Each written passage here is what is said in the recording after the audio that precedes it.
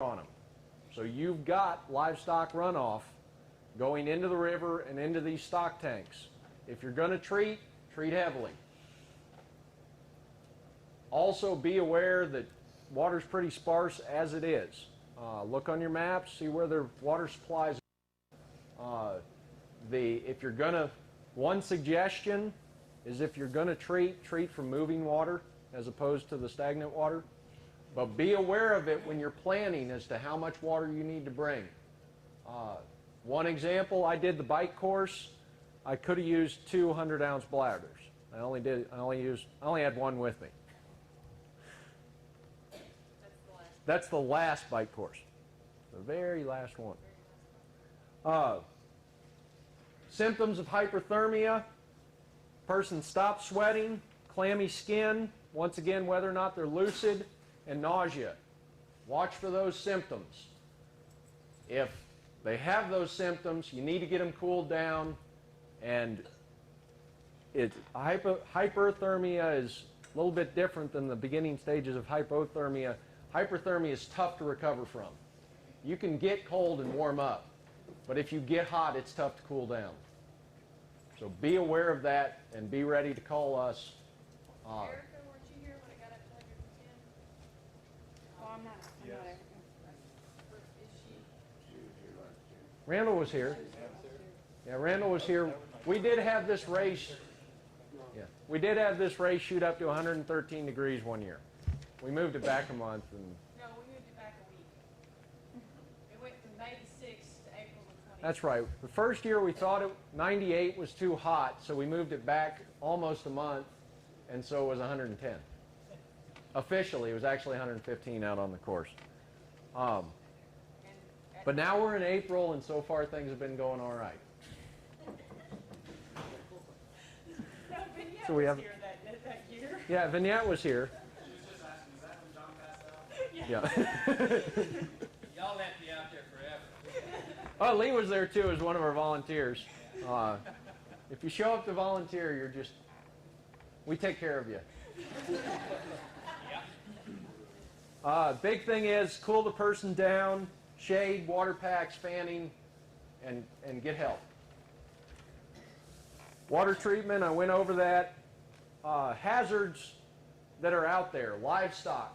Both of these ranches have cattle on them. Also horses. Do we have the killer attack llama pinned? Nope. Okay. So we have on the L&N ranch, be aware of the llama. The emus, they wandered off. We're not sure if they're going to be there or not.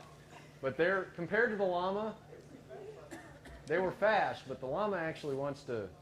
He will do. I was making fun of it. I mean, he will actually come up and he rears his head and he'll just get right in your face, and he especially doesn't like males. Yeah.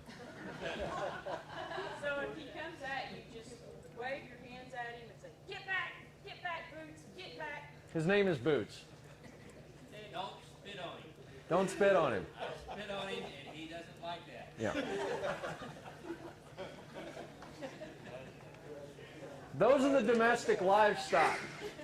Now we have the non-domestic wildlife. Pigs, snakes, spiders, scorpions, bees. I mentioned pigs. Pigs, they look cute, everything else. If you see a mama pig and a bunch of little pigs, don't go play with the little pigs, because you're dealing with just about the meanest animal that's out on these ranches is the hogs. Most of the hogs will leave you alone. The one hog that won't is a female hog that thinks that she has to protect her babies. Just treat that seriously. Rattlesnakes, they are out, they are moving. We did get some good footage of one or two while we were out setting up the course. Our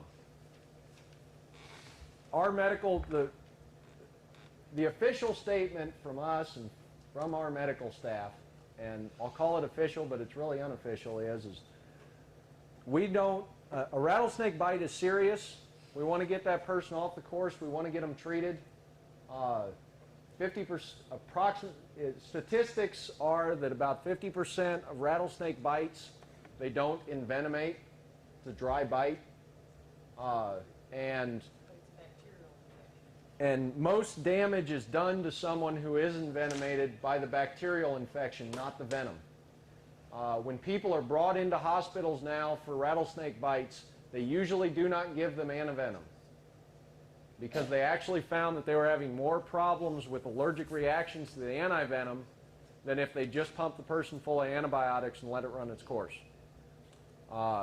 Fatality rates are very, very low for rattlesnake bites.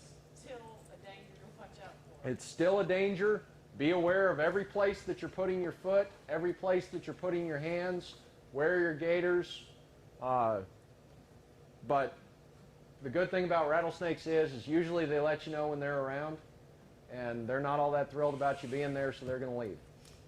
That's unless they feel cornered. Don't try to pick one up. Yeah, no crocodile hunters, please. Of course, I always want to get good footage of them, so Lisa's wondering why I'm over there poking them with sticks.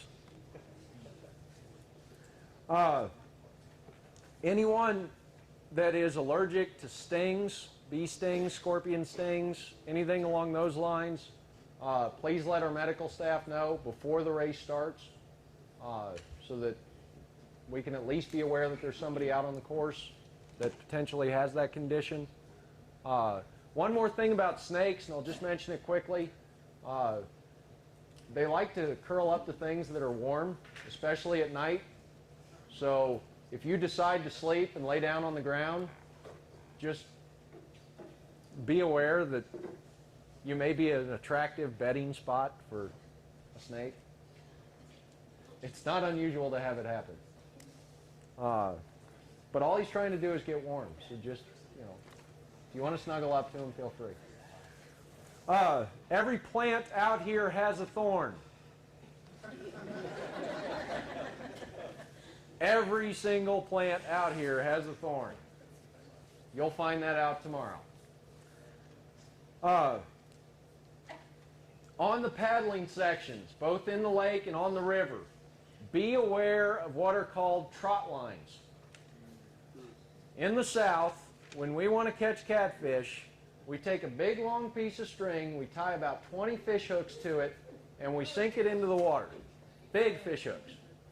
We put a bunch of bait on those, and we sink it into the water, and we identify it with 2 milk jugs hanging on the surface. So if you see a milk jug hanging on the surface of the lake, or a string tied up into a tree on the river, that's a trot line associated with it. Try to get your feet up off the ground, off the bottom, because you don't want to get caught up in those hooks and in that line. It's just something to be aware of. They're supposed to all be marked with those jugs. Another thing, you will slow down at night out here. When you're out on foot, on the bike at night, you are going to slow down. Plan accordingly.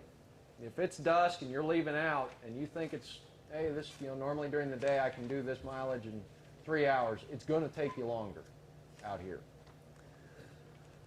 There is weather reports or chance of thunderstorms tomorrow and Friday.